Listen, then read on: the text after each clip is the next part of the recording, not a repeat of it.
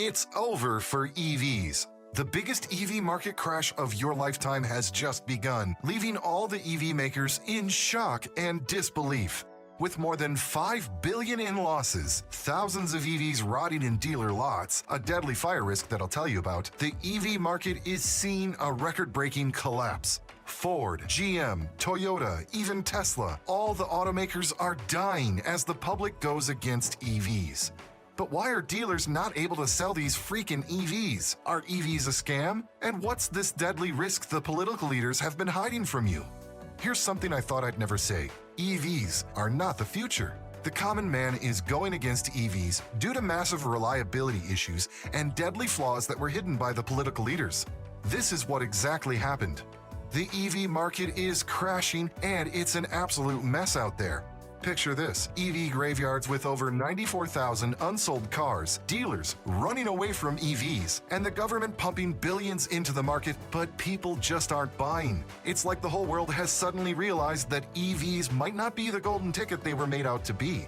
Steve Moore, an economist who has always predicted upcoming crashes correctly, just said EVs are heading down a disastrous road. And it's not just him alone. A major consumer report also just got leaked, exposing 5 deadly flaws with EVs that were kept hidden from us, but more on that in a minute. Now let's start with the big brands in the EV market. Ford, GM, Tesla, Jeep, you name them, they're all slamming the brakes on EV production. And why is this? Because they've woken up to the harsh reality that EVs are just not selling as they expected. And the government, well, they're trying to push EVs like there's no tomorrow, but the people, they're seeing right through it.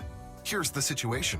Get this, General Motors might be going bankrupt. The company led by Mary Barra suffered a loss of $1 billion due to their overpriced EVs. Then we have Ford selling EVs at a loss of $36,000 per car. Even Tesla is slashing prices left and right and center, and still nobody's buying. Thousands of EVs are collecting dust in dealer lots, and the depreciation on EVs will leave you in tears. We're talking about used EVs being 33.7% cheaper than last year alone. That's a price drop of $17,827 on average. And it gets worse for people who have already purchased an EV. Not only do you have to pay a super high MSRP, but you also need to pay $500 per month for insurance and over $15,000 every time you need to get your car repaired. I know that sounds crazy, but towards the end of the video, we're going to be looking at countless cases where this has already happened to the common Joe.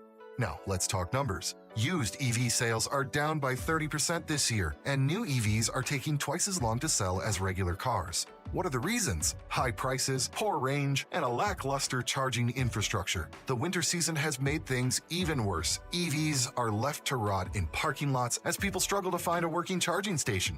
People are sticking with their gas-powered cars because why? Well, we all know why. They're affordable, reliable, and hassle-free. Even a 2020 Tesla is now worth only half of what it was 3 years ago. And don't get me started on the battery degradation issues, that's a whole other can of worms.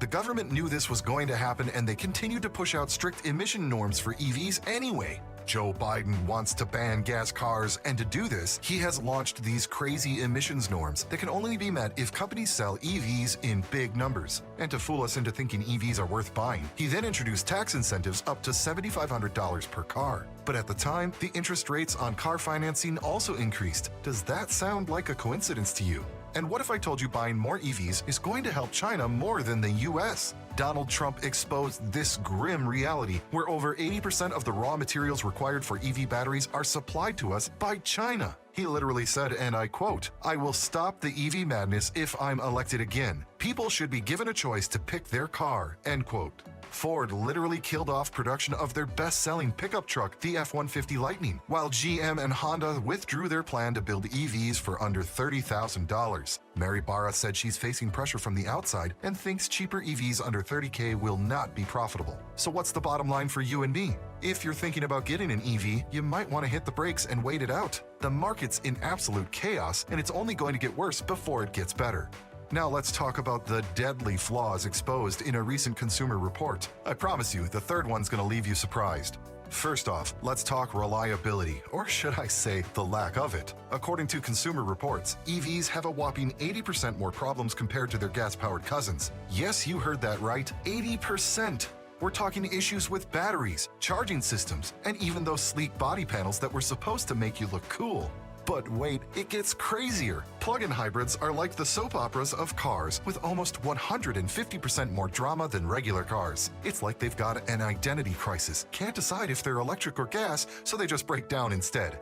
Now let's shift gears to the real thriller, software issues. Imagine you're driving a car that's basically a computer on wheels. Sounds pretty dope, right? But here's the catch. It's a computer that might have a mind of its own. All EVs are going haywire, with dashboard displays going nuts, creating distractions, and posing safety hazards. It's like your car is playing a game of chance and you're the unwilling participant. But hold on, it gets even more spine-chilling. Tesla, the big shot of EVs, had a software glitch that contributed to a fatal crash. The car got confused about lane lines and veered off course, crashing at a high speed, killing 8.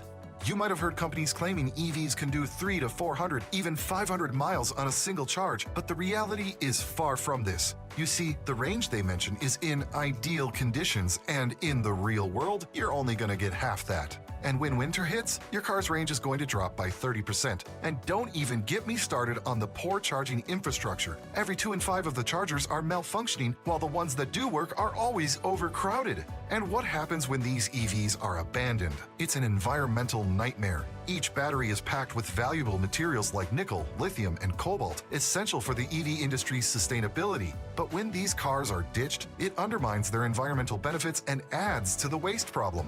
Now let's talk about the big guy in the room, the government. They're pushing EVs hard with mandates and policies that are making it tough for anyone to say no.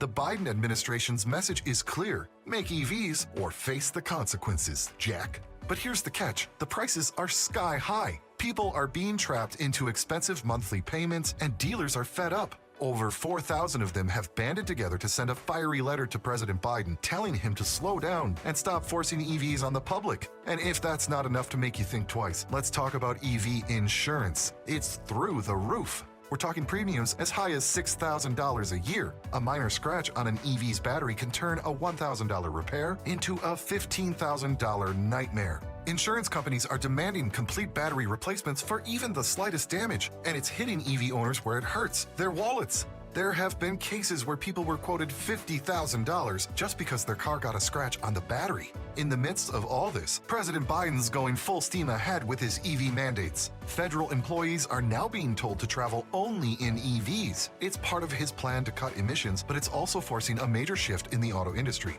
And he seems to be oblivious to the fact that the public is suffering. The middle class, the backbone of the economy, is getting hit the hardest. They're being sold on this utopian EV dream, only to wake up to a reality where EVs are nothing but overpriced, underperforming hunks of metal. Dealers across the country are telling a tale of horror, lots filled with EVs nobody wants, and a sales pitch that's falling on deaf ears. The EV market crash is not just a warning sign, it's a deafening alarm bell. It's time to wake up and smell the gasoline because let's face it, EVs are just not the way forward, at least not yet. We're staring down the barrel of some tough times ahead, folks. The EV market crash is a stark reminder that we leaped before we looked. Do you think political leaders are controlling the EV market? Could EVs be just one big scam? Let me know your thoughts down in the comments below. I just uploaded a video about groundbreaking news that could hurt the entire EV industry. Do check it out if you want to be truly shocked by what's about to happen with EVs.